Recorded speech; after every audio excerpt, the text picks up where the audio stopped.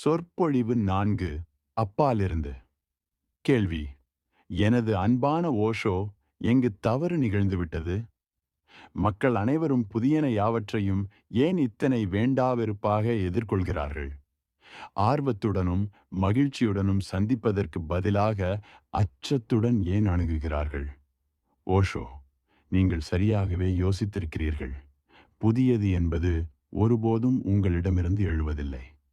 அது அப்பாலிருந்து, புலப்படாத ஓர் இடத்திலிருந்து தான் வருகிறது. அது உங்கள் இயல்பின் ஒரு பகுதி அல்ல. உங்கள் கடந்த காலம் முழுவதும் ஒரு குறிப்பிட்ட புள்ளியில் உறைந்து நிற்கிறது. புதியது என்பது உங்களிடமிருந்து முற்றிலும் தொடர்பற்றதாக இருப்பதால் தான் இந்த அச்சம் ஏற்படுகிறது. நீங்கள் ஒரே விதமான வாழ்க்கையை வாழ்ந்து பழகிவிட்டீர்கள். உங்கள் நம்பிக்கைகளின் அடிப்படையில் மிகவும் வசதியாக வாழ்ந்துவிட்டீர்கள். இந்நிலையில் புதியதாக ஏதோ ஒன்று உங்கள் கதவை தட்டும்போது உங்கள் கடந்த காலம் முழுவதும் தொந்தரவுக்கு உள்ளாகப் போகிறது. நீங்கள் புதியதை அனுமதித்தால் வாழ்க்கை மீண்டும் பழையபடி இருக்கப் போவதில்லை. புதியது உங்களை அடியோடு மாற்றிவிடும் வல்லமை கொண்டது.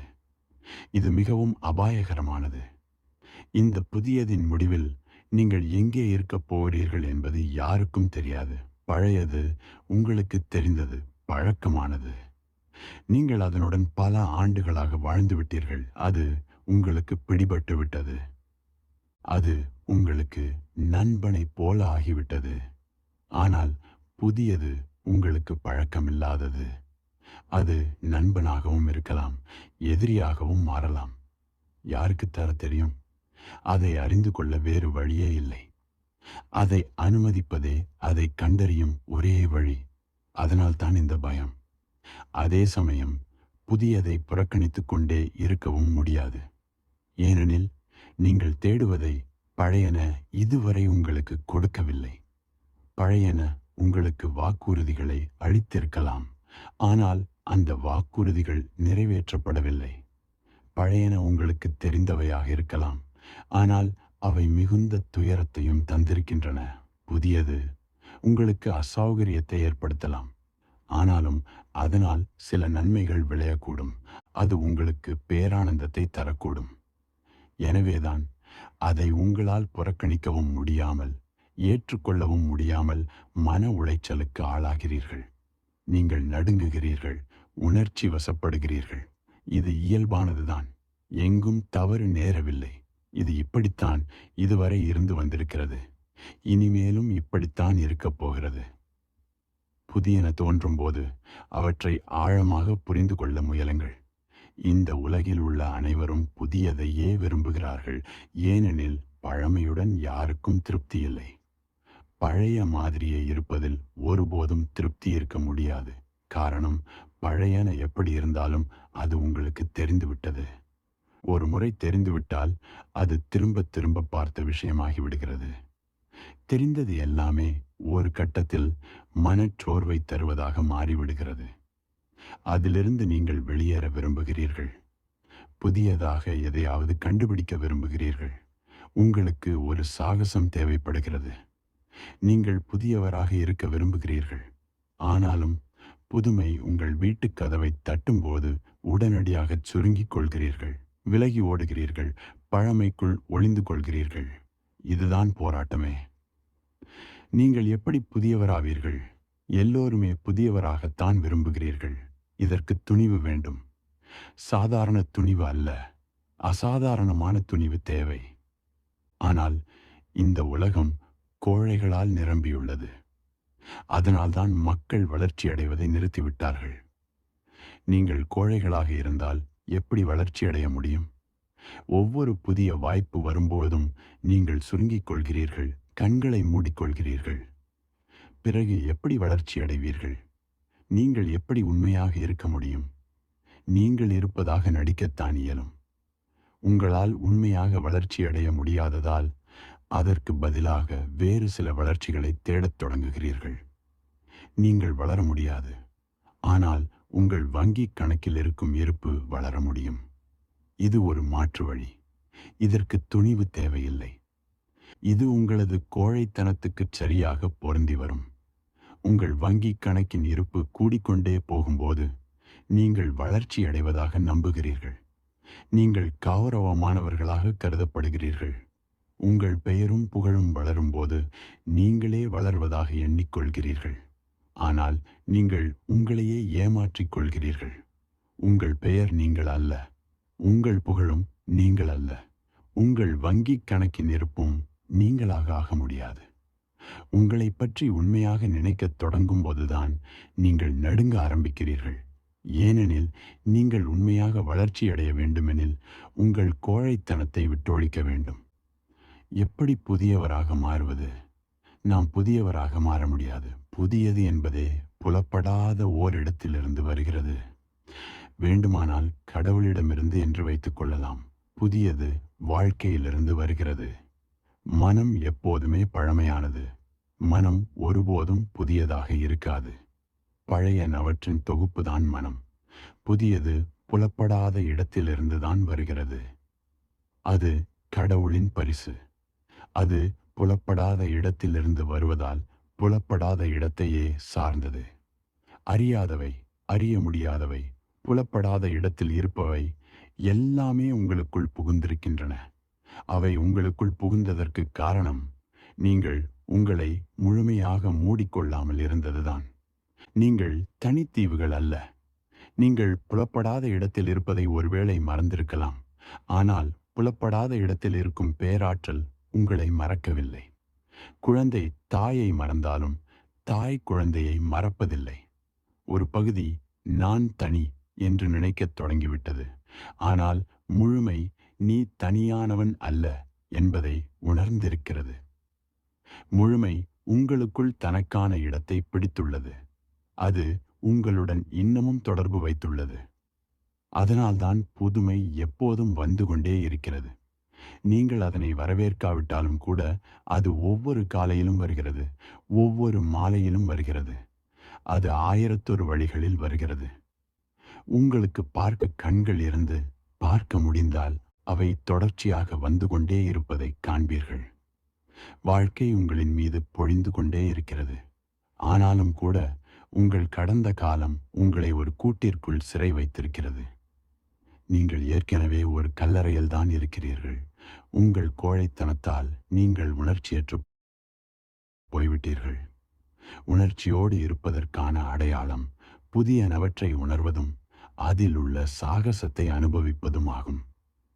புதியதில் பேரார்வம் கொள்வது சாகசங்களை உருவாக்கும். அதன்பின் நீங்கள் புதியதற்குள் நுழைகிறீர்கள் என்பதே தெரியாமல் புதியதற்குள் நுழைந்திருப்பீர்கள். மனம் இதை ஒரு பைத்தியக்காரத்தனமாக கருதும். மனம் பழையனவற்றை விட்டுவிடுதல் நியாயமானதல்ல என்று நினைக்கும். ஆனால் இறைமை எப்போதும் புதியது. அதனால்தான் கடவுளை குறிப்பிடும் போது கடந்த காலத்திலோ எதிர்காலத்திலோ குறிப்பிடுவதில்லை.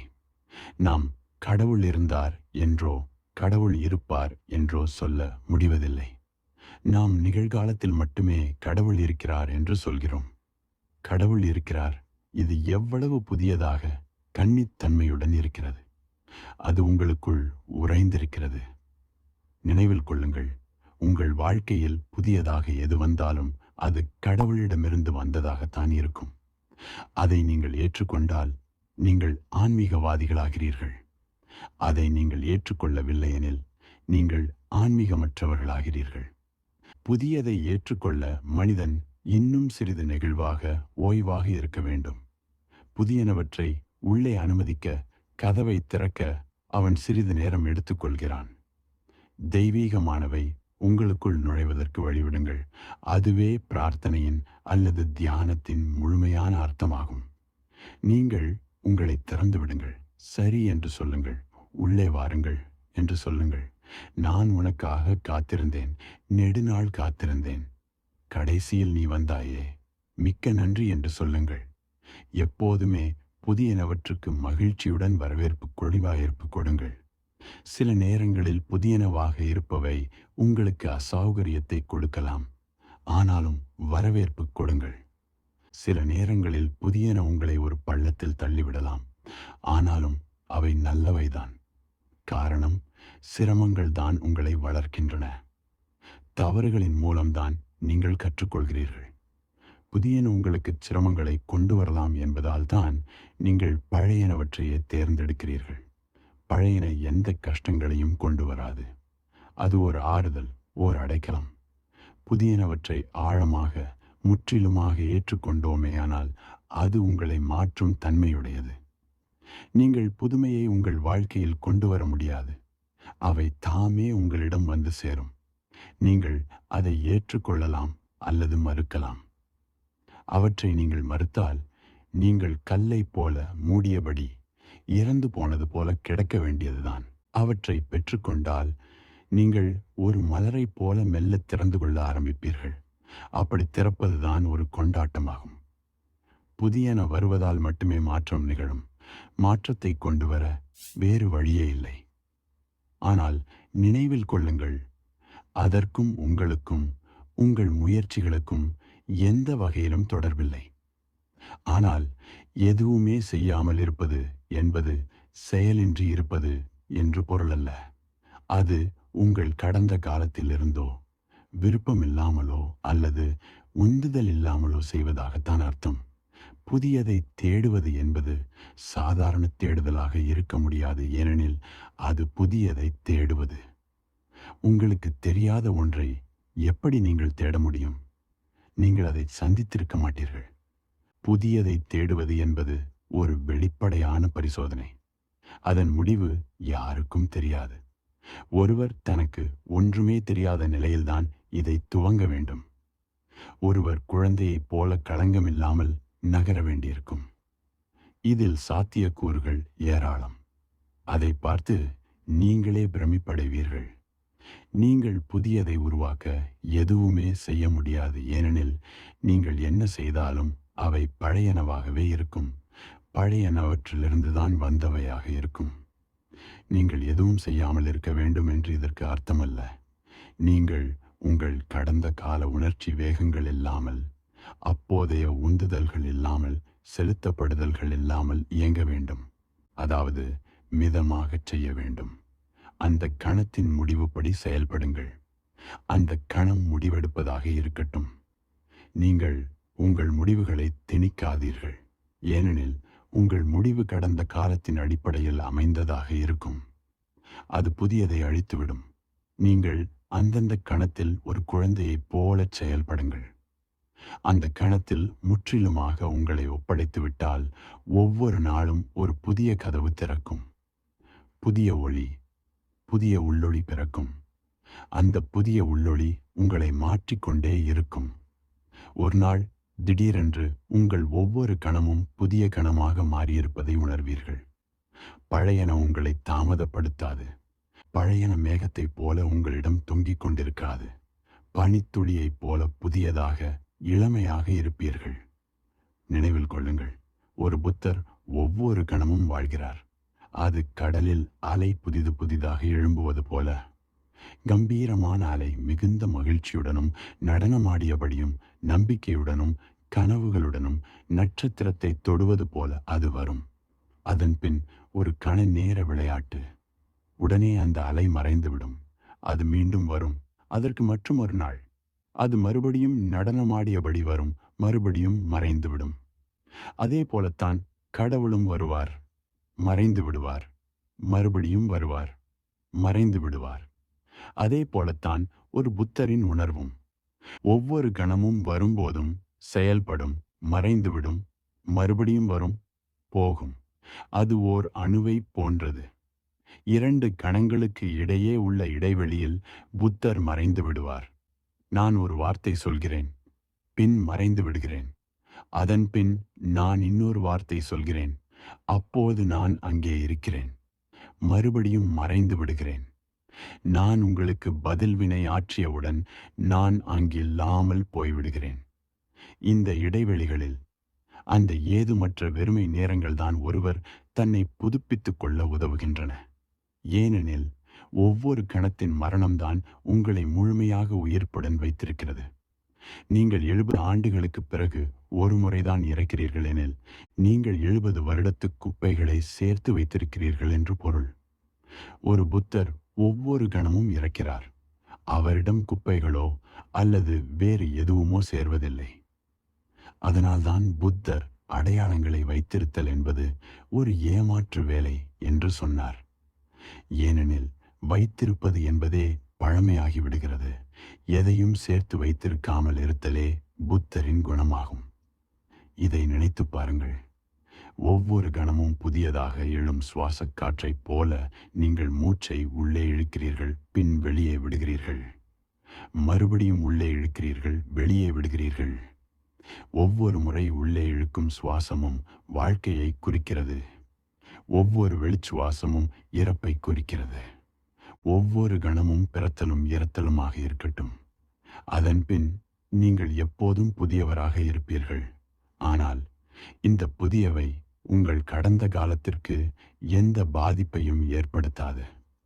உங்கள் விருப்பம், உங்கள் திசை, உங்களது உணர்ச்சி வேகம் அந்த கணத்தில் இயல்பாக செயல்படுவதாக இருக்கும். அது ஒரு பதில்தானே தவிர எதிர்வினையாக இருக்காது. பழையதிலிருந்து செய்யும் எல்லாமே பழையதாகத்தான் இருக்கும். அதனால் ஒருவர் தானாக முயற்சித்தால் ஒருபோதும் புதியதை செய்யவே முடியாது. இதை பார்க்கும்போது பழையதிலிருந்து நீங்களே கடந்த காலத்தின் நீட்சியாகத்தான் எதையும் செய்ய முடியும். அவ்வளவுதான் உங்களால் செய்ய முடியும். ஆனால் எல்லாமே அவ்வளவுதான். பழையது முடியும் போது புதியது அதனை பின்தொடர்ந்து வரும் அல்லது வராது. அதை பற்றி கவலைப்படக்கூடாது. புதியதை விரும்புவது என்பதே ஒரு வகையில் பழையதை விரும்புவதுதான். அப்போதுதான் ஒருவர் திறந்த மனதுடன் இருக்க முடியும். புதியது வேண்டும் என்று கேட்பதே கூட பழையனவற்றை விரும்புவதன் வெளிப்பாடுதான். ஒரு புத்தர் எதையும் புதியதாக கேட்பதே கிடையாது. அவருக்கு எதன் மீதும் ஆசை கிடையாது. வாழ்க்கை இப்படி இருக்க வேண்டும் என்பதே அவரிடம் இல்லை. உங்களுக்கு ஆசை இருந்தால் நீங்கள் அதற்கேற்றாற்போல் செயல்படுவீர்கள். நீங்கள் உங்களையே அதில் ஈடுபடுத்திக் கொள்வீர்கள். வாழ்க்கையை ஆசையற்று பாருங்கள். வாழ்க்கையை எந்தவித நிர்பந்தங்களும் இன்றி பாருங்கள். வாழ்க்கை எப்படி இருக்கிறதோ அப்படியே பாருங்கள். யதா பூதம். அப்போது நீங்கள் தொடர்ச்சியாக புதுப்பிக்கப்படுவீர்கள், இளமையாக உணர்வீர்கள். மீண்டு வருதல் என்பதற்கான சரியான பொருள் இதுவே. இதை நீங்கள் புரிந்து கொண்டால் நீங்கள் உங்கள் நினைவுகளிலிருந்து, மனோதத்துவ நினைவுகளிலிருந்து விடுபடலாம். ஞாபகம் என்பதே இறந்து போன உண்மை அல்ல. ஒன்று, ஞாபகம் என்பதே உண்மையாக இருக்க முடியாது. ஏனெனில் உண்மை என்பது வாழ்ந்து கொண்டிருப்பது. வாழ்வே உண்மையானது. ஞாபகம் என்பது இப்போது இல்லாத ஒன்றை பற்றி இருப்பதாக நினைப்பது. அது ஆவிகளின் உலகம். ஆனால் அது நம்மை சார்ந்திருக்கிறது. அது நமக்கு சிறை. உண்மையில் அதுவே நாமாக இருக்கிறோம். ஞாபகம் ஒரு முடிச்சை போட்டு விடுகிறது. நான் என்ற முடிச்சை, அகந்தை என்ற முடிச்சை. இயல்பாகவே இந்த நான் மரணத்தை கண்டு தொடர்ந்து பயப்படுகிறது. அதனால்தான் நீங்கள் புதியதை கண்டு பயப்படுகிறீர்கள். இந்த நான் தான் பயப்படுகிறது, நீங்கள் அல்ல. உங்களுக்கு அச்சமே கிடையாது. ஆனால் அந்த அகந்தை தான் பயப்படுகிறது. அதற்கு மரணத்தை கண்டாலே எப்போதும் பயம்தான். அது மேலோட்டமானது, போலியானது, தற்காலிகமானது. அது ஒருவாறு ஒன்றாக அமைக்கப்பட்டுள்ளது. அது எப்போது வேண்டுமானாலும் தனித்தனியாக பிரிந்துவிடும். புதியது உள்ளே புகும்போது பயம் ஏற்படுகிறது, அகந்தை அச்சப்படுகிறது. அது தனித்தனியாக பிரிந்துவிடும் என்று. அது எப்படியோ தன்னை ஒன்றாக இணைத்து காட்டிக்கொள்கிறது. அப்போது புதியது வருகிறது. அது தூள் தூளாக போகிறது. அதனால்தான் நீங்கள் புதியதை மன மகிழ்ச்சியுடன் வரவேற்பதில்லை. அகந்தையினால் தனது மரணத்தை சந்தோஷத்துடன் ஏற்றுக்கொள்ள முடிவதில்லை. அதனால் எப்படி தன் மரணத்தை சந்தோஷமாக ஒப்புக்கொள்ள முடியும்? நீங்கள் அகந்தை இல்லை என்று புரிந்து கொண்டு ஏற்றுக்கொண்டாலன்றி உங்களால் புதியதை வரவேற்க முடியாது. ஒரே ஒரு முறை உங்கள் கர்வம் உங்கள் கடந்த காலம்தான், வேறில்லை என்றும் நீங்கள் உங்கள் ஞாபக சக்தி அல்ல என்றும் புரிந்து கொண்டால் போதும். உங்கள் நினைவுகள் என்பவை உயிரற்ற கணினியை போன்றவை. அது ஒரு இயந்திரம், ஒரு இயந்திர யுக்தி, பயன்படுத்தக்கூடியது. ஆனால் நீங்கள் இதற்கெல்லாம் அப்பாற்பட்டவர். நீங்கள்தான் பிரக்ஞை, உங்கள் நினைவுகள் அல்ல. பிரக்ஞையில் நினைவு என்பது கலந்துள்ளது. ஆனால் நீங்கள் பிரக்ஞையே. எடுத்துக்காட்டாக, நீங்கள் சாலையில் யாரோ நடந்து போவதை பார்க்கிறீர்கள். உங்களுக்கு அவர்களது முகம் நினைவிருக்கிறது. ஆனால் பெயர் நினைவில் இல்லை. நீங்கள் தான் ஞாபகம் என்றால் இரண்டுமே நினைவில் இருந்திருக்க வேண்டுமே. ஆனால் நீங்கள், நான் முகத்தை நினைவில் வைத்திருக்கிறேன், ஆனால் பெயர் நினைவில் இல்லை என்று தானே சொல்கிறீர்கள். அதன்பின் உங்கள் நினைவுக்குள் தேடத் துவங்குகிறீர்கள். இந்த பக்கமும் அந்த பக்கமும் பார்க்கிறீர்கள். கடைசியில் திடீரென்று பெயர் பளிச்சிடுகிறது. ஆமாம், இதுதான் அவரது பெயர் என்கிறீர்கள். ஞாபகம் என்பது ஒரு குறிப்பேடு. நீங்கள் அந்த குறிப்பேடுகளில் தேடுபவர். நீங்களே ஞாபகம் என்பதாக கருதக்கூடாது. இது பலமுறை நிகழ்கிறது.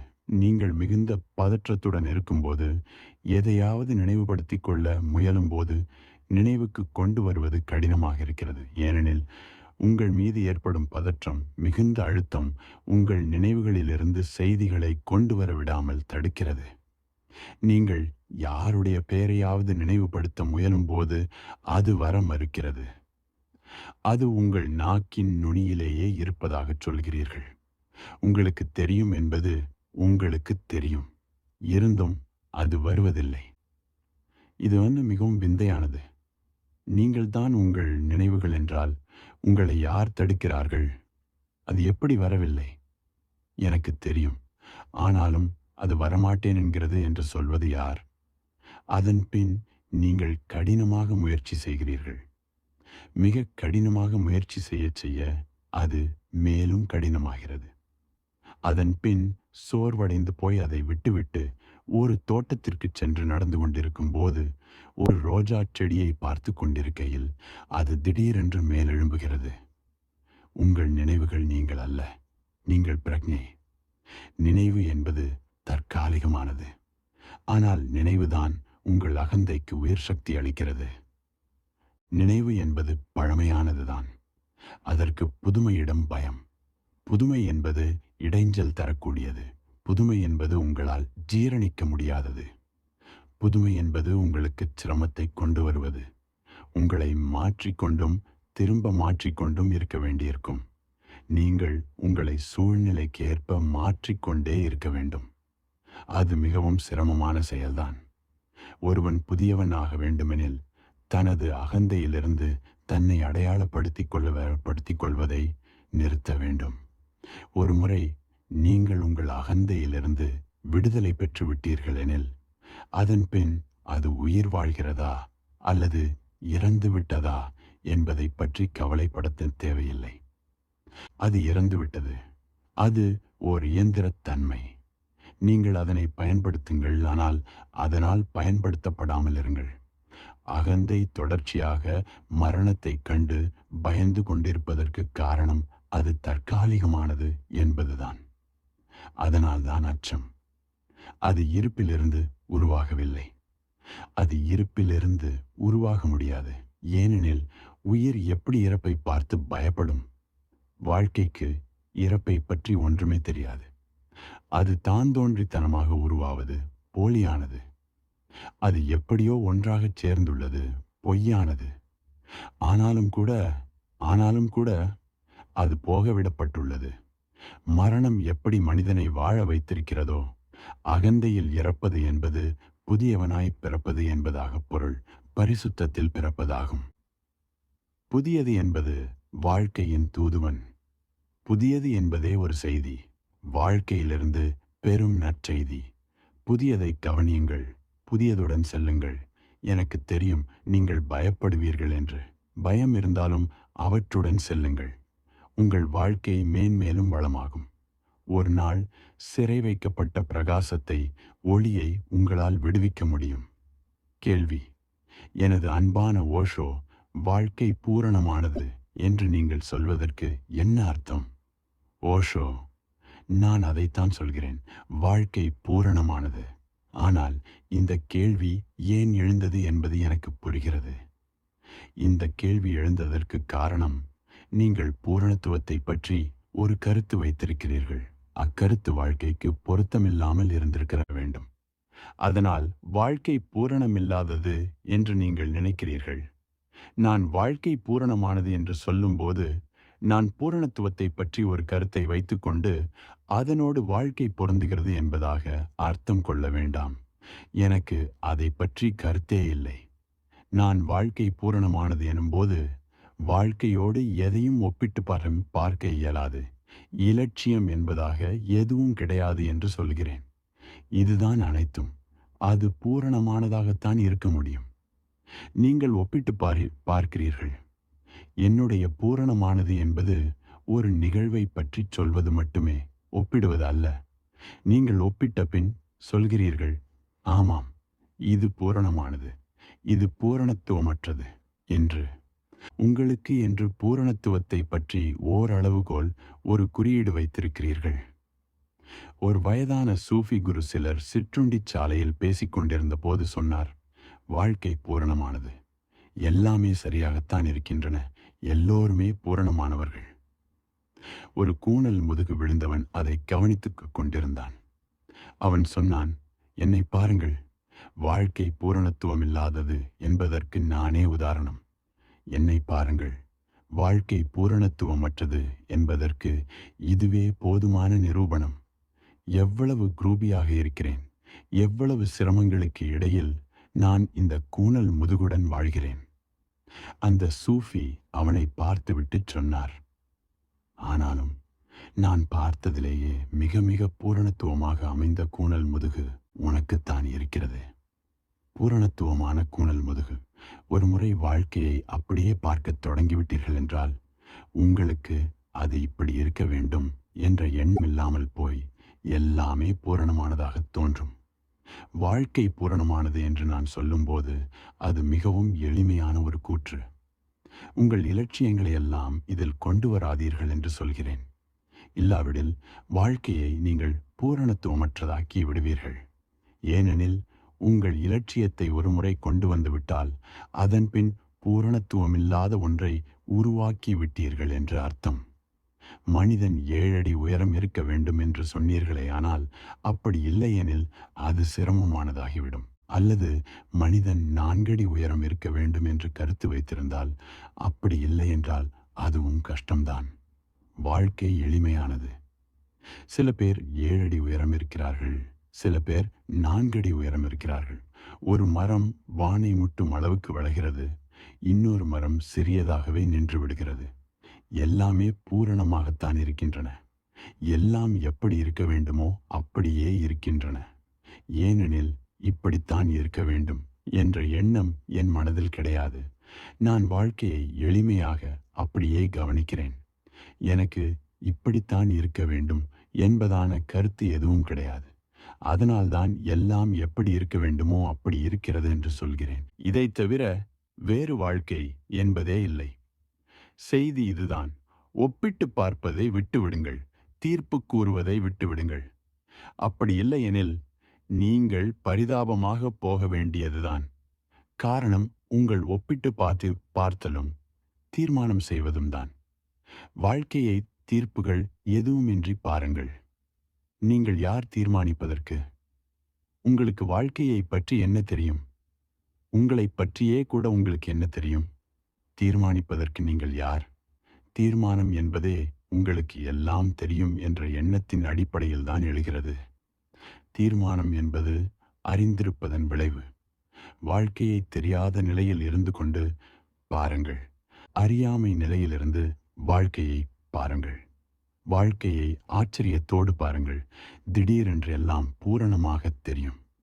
ஆமாம், சில நேரங்களில் மேகமூட்டமாக இருக்கிறது, அது பூரணமானது. சில நேரங்களில் வெயிலடித்து கொண்டிருக்கிறது, அதுவும் பூரணமானது. சில நேரங்களில் மழை பெய்து கொண்டிருக்கிறது, சில நேரங்களில் மழை பெய்யாமல் இருக்கிறது. இரண்டுமே பூரணத்துவம்தான். அப்படியே பார்க்கும்போது இது ஓர் ஆசீர்வாதம்தான். இந்த ஆசீர்வாதத்துக்கு உகந்ததாக இருப்பதே பிரார்த்தனையோடு இருப்பதாகும். கேள்வி: எனது அன்பான ஓஷோ, நீங்கள் மக்களை பற்றி பேசுகையில் சில நேரங்களில் மக்கள் தவற விட்டு விட்டார்கள் என்கிறீர்கள். அது ஓர் இலட்சியம் இருப்பதாகவும் அதனை தவற விடலாம் அல்லது அடையலாம் என்பது போலவும் துணிக்கிறதே. ஆனால் மறுபடியும் நீங்களே இலக்கு என்பதே இல்லை, எல்லாமே அப்படியே இருக்கிறது என்றும் சொல்கிறீர்கள். அப்போது நான் எப்படி இழக்க முடியும்? தினேஷ், நீ மறுபடியும் தவற விட்டு விட்டாய். எப்படி என்று கேட்ட மாத்திரத்திலேயே தவற விட்டு விட்டாய். அதில் ஒரு விஷயம் இருக்கிறது. அது உணரப்பட வேண்டியதில்லை, ஆனால் அடையாளம் காணப்பட வேண்டும். எவ்விதம் என்பதே கிடையாது. காரணம் அது ஏற்கனவே உள்ளது. நீ அதை பார்க்க வேண்டும். நீ மௌனமாக இருக்கும் சமயங்களில் அதை காண முடியும், காண வேண்டும். அப்பொழுதுதான் உன்னால் பார்க்க முடியும். நீ எதுவும் செய்யாமல் அந்த கணத்திலேயே இருக்க வேண்டும். எங்கும் செல்லாமல், எதையும் சீர்திருத்த முயலாமல் ஓய்வாக அந்த மௌனத்தில், அந்த ஓய்வில் இருக்கும்போது அது அங்கே இருக்கும். அது ஒரு அங்கீகாரம், முற்றிலுமாக அறிந்து கொள்ளுதல் அல்ல, அங்கீகாரம். ஏனெனில் உன் ஆழ்மனதில் நீ ஏற்கனவே அதுவாக இருக்கிறாய். எப்போதுமே அதுவாகத்தான் இருந்து வந்திருக்கிறாய். எப்படி என்று கேட்டால் மறுபடியும் நீ இழந்து விட்டாய். ஏனெனில் எப்படி எனும்போது அதற்கு ஏதாவது செய்ய வேண்டும் என்பதாகிறது. எந்த முறைகளும் தேவையில்லை, எந்த வழியும் தேவையில்லை, எந்த செயல்முறையும் தேவையில்லை. எல்லா செயல்முறைகளும், எல்லா வழிகளும், எல்லா முறைகளும் கைவிடப்பட வேண்டும். நீ மௌனமான நிலையில் இருக்க வேண்டும். இருந்தால் உன்னால் உனக்குள் ஒரு சிறிய குரலை கேட்க முடியும். அது எப்போதும் அங்கேயேதான் இருக்கிறது. ஆனால் நீ உன் விருப்பங்களுடன் மிகுந்த சப்தமாக இருப்பதால் உன்னால் உன் உள்மன சங்கீதத்தை கேட்க முடியவில்லை. எப்படி என்று கேட்டு, இதுவரை எப்படி என்று கேட்டு சேகரித்த முறைகளை எல்லாம் விட்டுவிடு. ஒரு மௌனமான இடைவெளியில் ஆழ்ந்துவிடு. அது ஒரு திறமை, ஆனால் ஒரு தொழில் நுட்பமன்று. காலை சூரியன் உதிப்பதை மௌனமாக அமர்ந்து பார்க்கிறாய் அல்லவா? அங்கு என்ன செய்ய வேண்டியிருக்கிறது? வானத்தில் நிலவு இருக்கிறது. புல்வெளியில் படுத்து அந்த சந்திரனுடன் இரு.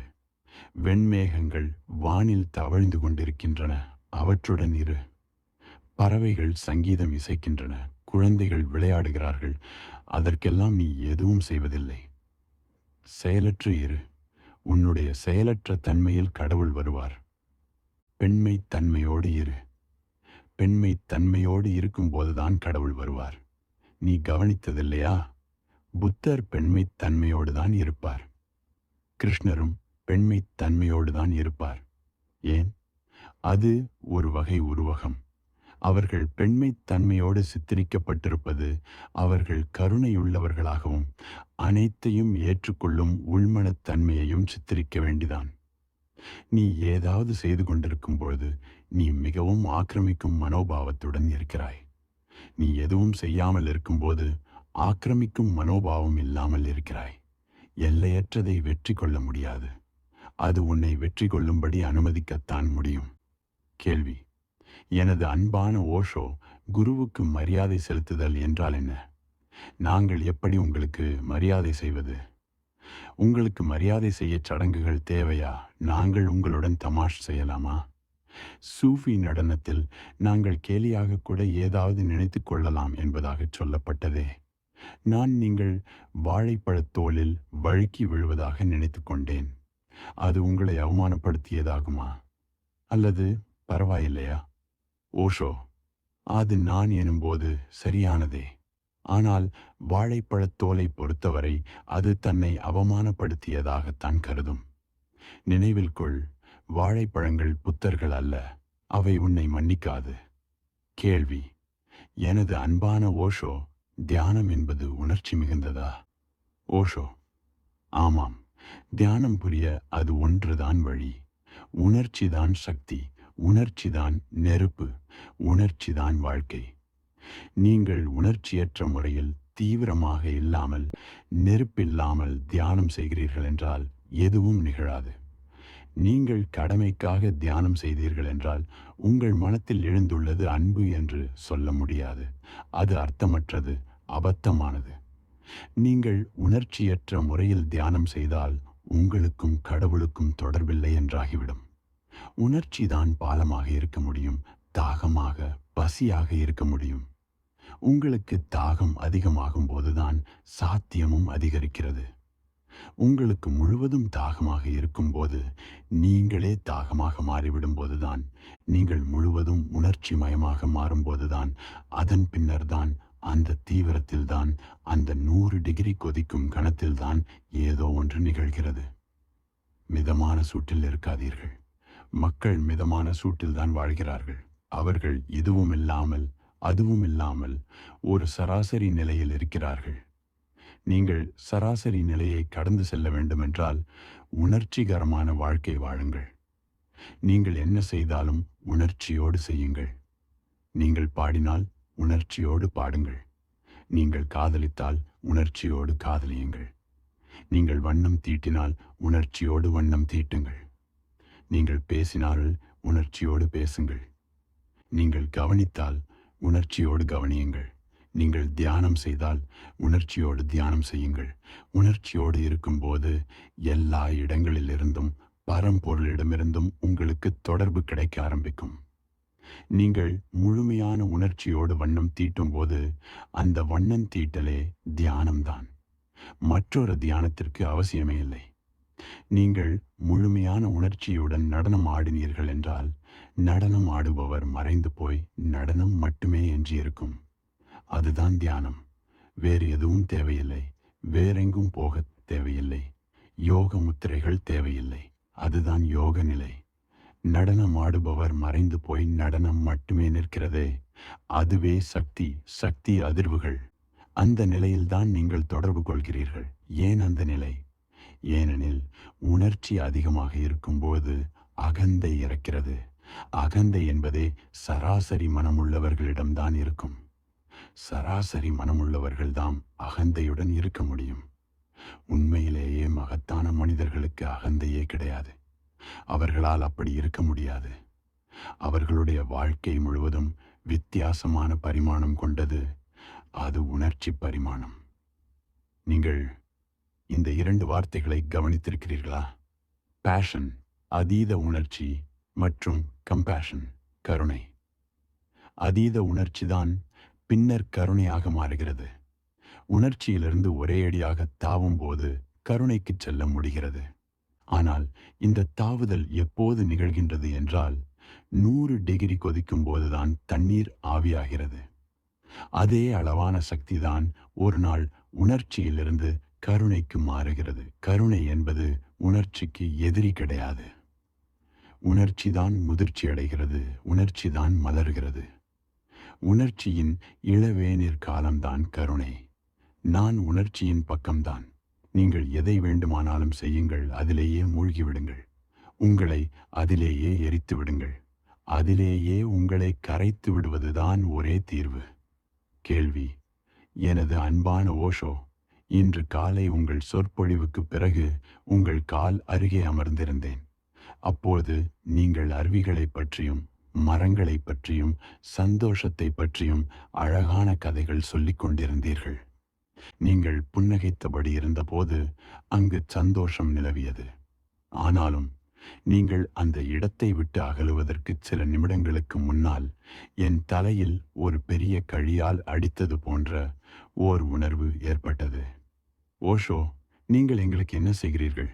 நீங்கள் அழகிய கதைகளை சொல்கிறீர்களா? அல்லது பெரிய கழியால் தலையில் அடிக்கிறீர்களா? என்ன செய்கிறீர்கள்? சமதா, அந்த கதைகள் எல்லாமே அடி விழுவதற்கு முன்னால் உங்களை தயார் செய்வதற்காகத்தான். நான் இரண்டையுமே செய்கிறேன். முதல் நான் உங்களுக்கெல்லாம் கதை சொல்கிறேன். மரங்களை பற்றி, மலைகளை பற்றி, மேகங்களை பற்றிய அழகிய கதைகள், அந்த கரையை பற்றி அழகிய கதைகள், புத்தத்தன்மையை பற்றி, போதிசத்துவ நிலையை பற்றி அழகிய கதைகள் எல்லாம் சொல்லுகிறேன். அந்த கதைகளில் நீங்கள் கரைந்திருப்பதை பார்க்கும்போது நான் உங்களை அடிக்கிறேன். ஆனால் நீங்கள் கோபப்பட மாட்டீர்கள். அந்த கதைகள் உங்களை தயார்படுத்துவதற்காகத்தான். ஆனால் என் முதன்மையான வேலை உங்களை ஒரு சுத்தியலால் தலையில் அடிப்பதுதான். நான் உங்களை அழிக்க வேண்டும். இயல்பாகவே என் வேலை உங்களை தூண்ட வேண்டும் என்பதுதான். முதலில் உங்களை அருகில் அருகில் அருகில் வசீகரிக்க வேண்டும். அதன் பின்தான் ஒரு சுத்தியலால் திடீரென்று தாக்க வேண்டும்.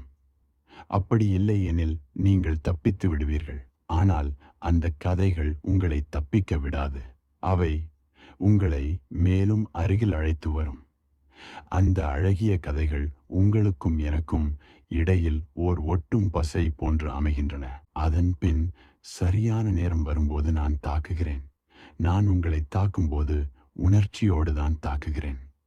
கேள்வி: எனது அன்பான ஓஷோ, நீங்கள் எங்கள் எல்லோரையும் போதிசத்துவர்களாக ஆக வேண்டும் என்று சொல்கிறீர்கள். இதன் பொருள் ஒருவன் எல்லோரையும் அந்த கரைக்கு அழைத்துச் செல்ல உறுதிமொழி எடுத்துக்கொள்ள வேண்டும் என்பதாகும். ஆனால் என்னால் அந்த முடிவை எடுக்க முடியவில்லை. சில நேரங்களில் நான் மற்றவர்களின் மீது அன்பு செலுத்துகிறேன். சில நேரங்களில் என் வேலைகளில் மும்முரமாக இருக்கிறேன். அதனால் நான் காத்திருக்க வேண்டுமா? அல்லது இந்த முடிவை ஒரு பொருட்டாக கருத வேண்டாமா? அல்லது பழம் பழுப்பது போல் அது தானாக பழுக்க வேண்டுமா? பின் ஏன் புத்தர் ஒரு போதிசத்துவராக ஆகாமல் புத்தராகவே இருந்தார்? ஓஷோ, முதலில் இந்த மூன்றையும் புரிந்து கொள்ள வேண்டும். ஒன்று, சாதாரண மனநிலையில் இந்த உலகின் மீது பற்று வைத்திருக்கும் போது, இந்த கரையின் மீது பற்று கொண்டிருக்கும் போது, அந்த கரை என்பதே போலியாக இல்லாதது போலத்து தோன்றும். அந்த கரையை நம்பவே முடியாது. இந்த கரையின் மீது அவ்வளவு பற்று வைத்திருக்கும் போது அதை எப்படி இழப்பது, எப்படி பற்றற்று போவது, அதுதான் பிரச்சனை.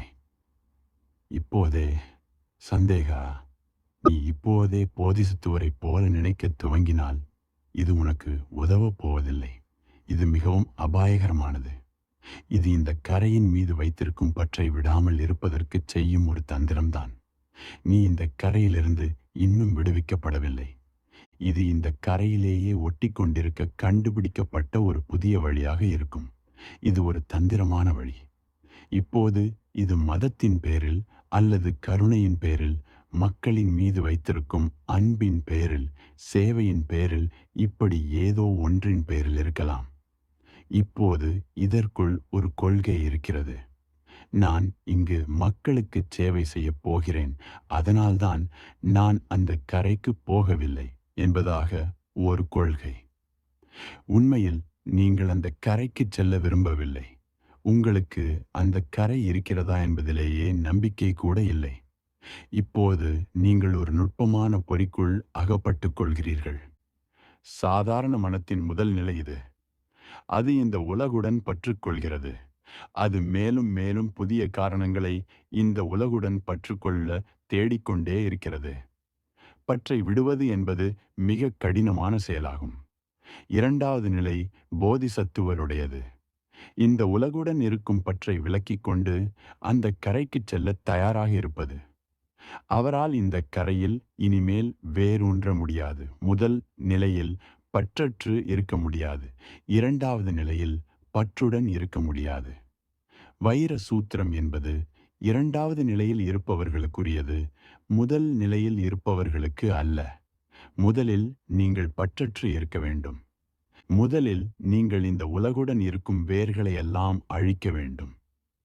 இவ்வுலகுடன் இருக்கும் உங்கள் எல்லா வேர்களையும் அழித்த பின்புதான் நீங்கள் மற்றவர்களுக்கு உதவியாக இருக்க முடியும். அப்படி இல்லையெனில் நீங்கள் மற்றவர்களுக்கு உதவியாக இருக்க முடியாது. நீங்கள் மற்றவர்களுடன் பகிர்ந்து கொள்ள உங்களிடம் ஏதுமில்லை. நீங்கள் நான் மக்களை விரும்புகிறேன் என்று நம்பிக்கொண்டிருக்கலாம். ஆனால் உங்களுக்கு உண்மையில் மக்களிடம் அன்பில்லை. நீங்கள் இன்னமும் மக்கள் உங்களிடம் அன்பு காட்ட வேண்டும் என்று எதிர்பார்க்கிறீர்கள். நீங்கள் இன்னமும் பிச்சைக்காரர்கள்தான். நீங்கள் இன்னமும் எதிர்பார்ப்பின்றி உங்கள் அன்பை மற்றவரோடு பகிர்ந்து கொள்ளும் மகிழ்ச்சிக்காகவே பகிர்ந்து கொள்ள தயாராகவில்லை. முதலில் இரண்டாவது நிலையை அடையுங்கள். முதலில் நீங்கள் அகந்தையற்றவராக மாறுங்கள். இந்த உலகில் உங்களுக்குள்ள பற்றையெல்லாம் விட்டுவிடுங்கள். எதன் மீதும் சொந்தம் கொண்டாடாதீர்கள். அதன் பின்தான் புத்தர் சொன்னது உங்களுக்கு பொருந்தும்.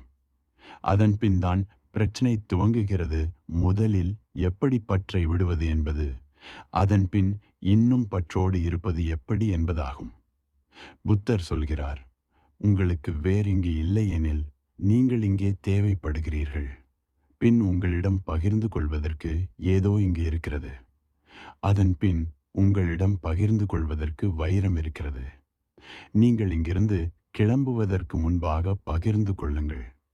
எவ்வளவு காலம் இருக்க முடியுமோ அவ்வளவு காலம் இருங்கள். அது இரண்டாவது நிலை. மூன்றாவது நிலை என்னவெனில், அடுத்த கரைக்கு சென்றுவிட்ட புத்தரின் நிலை. இப்போது நீங்கள் கேட்டீர்கள், பின் ஏன் புத்தர் புத்தராக இருக்கிறார், போதிசத்துவராகவில்லை என்று. மூன்றாவது நிலை மிகவும் கடினமான ஒன்று. அந்த கரையில் இருந்து கொண்டே இந்த கரையில் இருப்பது.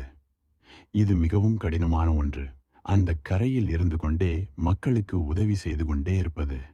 ஆனால் இவை மூன்றும் ஒன்றன் பின் ஒன்றாக வரும் நிலைகள்தாம். முதலில் இந்த கரையில் பற்றை விட வேண்டும். இரண்டாவது, பற்றை விட்ட பின்பும் இந்த கரையிலேயே சிறிது காலம் இருப்பது. மூன்றாவது, ஒரு கட்டத்தில் இந்த கரையில் இருக்க முடியாமல் போவது. ஏனெனில் ஒரு நிலையில் இந்த கரையில் இருக்க முடியாமல் போகும். ஒவ்வொரு போதிசத்துவரும் புத்தராகத்தான் ஆக வேண்டும். நீங்கள் இந்த கரையிலேயே நிரந்தரமாக இருக்க முடியாது. அது பிரபஞ்ச சட்டப்படி தவறானதாகும். ஒரு நிலையில் நீங்கள் இங்கிருந்து கிளம்பித்தான் ஆக வேண்டும். சிறிதளவு காலம் இருக்கலாம். ஒரு பிறவிக்கு வேண்டுமெனில் இருக்கலாம். அதற்கு மேல் முடியாது. அதன்பின் நீங்கள் கிளம்பித்தான் ஆக வேண்டும். ஒரு பிறவிக்கு வேண்டுமானால் நீங்கள் இருக்க முடியும். ஏனெனில் உங்கள் வேர்கள் எல்லாமே அழிக்கப்பட்டு விட்டன. ஆனாலும் உங்கள் உடம்பு இருக்கிறது. அதனால் அந்த உடம்பினில் தங்கலாம். ஒரு பிறவிக்கு வேண்டுமானால் நீங்கள் இருக்கலாம். அதன்பின் நீங்கள் கிளம்ப வேண்டியதுதான். அதன்பின் மூன்றாவது நிலை வருகிறது, புத்தரின் நிலை. புத்தர் இங்கிருந்து கிளம்பிச் சென்றுவிட்ட பிறகும் கூட மக்களுக்கு உதவி புரிந்து கொண்டே இருந்தார். ஆனால் நினைவில் கொள்ளுங்கள், நீங்கள் போதிசத்துவராக இருந்தால் மட்டுமே அதன் பின்தான் நீங்கள் மூன்றாவது நிலையிலும் கூட மக்களுக்கு உதவி புரிய முடியும். அப்படி இல்லையெனில் முடியாது. இரண்டு வார்த்தைகளை புரிந்து கொள்ள வேண்டும். ஒன்று அர்ஹத், மற்றொன்று போதிசத்துவர். முதலாவதாக அர்ஹத். இந்த நிலையில் அகந்தை அகற்றப்பட்டு விட்டது. இந்த உலகம் அழிக்கப்பட்டு விட்டது. பற்றில்லாத நிலை. ஆனால் அவர் உடனே அந்த கரைக்கு சென்று விடுகிறார். அவர் அர்ஹத் என்று அழைக்கப்படுகிறார். அவருக்கு மற்றவர்களை பற்றி அக்கறை இல்லை. அவர் தயாரானவுடன் அடுத்த கரைக்கு சென்று விடுகிறார். அர்ஹத் அந்த கரையிலிருந்து மக்களுக்கு உதவி செய்ய முடியாது. காரணம், அவருக்கு எப்படி உதவி செய்வது என்று தெரியாது. அவர் உதவி செய்வதற்கான பயிற்சி பெறவில்லை. ஒரு போதிசத்துவர் அர்ஹத்தின் நிலையில் தான் இருக்கிறார். அவருக்கு தெரியும். அவர் பார்த்திருக்கிறார். அவர் உண்மையை உணர்ந்திருக்கிறார். ஆனால் அவர் இந்த கரையில் இருந்து கொண்டே சற்றே அதிக நேரம் ஏதோ ஒரு வழியில் உதவி புரிந்து கொண்டிருக்கிறார். அவர் உதவி புரிவது எப்படி என்று கற்றிருக்கிறார். நீங்கள் போதிசத்துவர்களாக இருந்து பின் அந்த கரைக்கு செல்லலாம். அந்த கரையில் இருக்கும் அர்ஹத்தும் புத்தர்தான். போதிசத்துவராகி பின் புத்தராக ஆனவரும் புத்தர்தான். அந்த கரை என்பதே புத்த நிலைக்குரிய கரை. ஆனால் இந்த கரையில் போதிசத்துவர்களாயிருந்தவர்கள் அந்த கரைக்கு சென்ற பின்பும் அந்த கரையில் இருந்து கொண்டே கூட உதவி செய்ய முடியும். அவர் அதற்கான வழிகளையும் முறைகளையும் கண்டுபிடிப்பார். புத்தர் நூற்றாண்டுகளுக்கு உதவி செய்து கொண்டே இருப்பார். இப்போதும் கூட நீங்கள் புத்தரிடம் மனம் திறந்து காட்டினால் உங்களுக்கு உதவி வந்து சேரும். இப்போதும் கூட உணர்ச்சி மிகுந்த நிலையில் புத்தரிடம் அன்பு செலுத்தினால் உங்களுக்கு உதவி வந்து கொண்டே இருக்கும். அவர் இன்னும் அந்த கரையிலிருந்து குரல் கொடுத்து கொண்டே இருக்கிறார். ஆனால் அந்த குரல் வெகு தூரத்திலிருந்து ஒலிக்கிறது. நீங்கள் அதை மிகவும் கவனமாக கேட்க வேண்டும். ஏனெனில் அந்த குரல் மறுகரையிலிருந்து வருகிறது. உடனேயோ அல்லது தாமதமாகவோ நான் போய்விடுவேன். என்னிடம் கவனமாக கேட்பது எப்படி என்று கற்றுக்கொண்டீர்களே, ஆனால் உங்களில் பலர் என்னை அந்த கரையிலிருந்து கூட கேட்க முடியும். புத்த நிலை என்பது பிரக்ஞையின் உச்சகட்ட நிலை. ஆனால் நீங்கள் போதிசத்துவ நிலையை கடந்து சென்றால்தான் இந்த உலகத்துக்கு பயன்படும்படி இருப்பீர்கள்.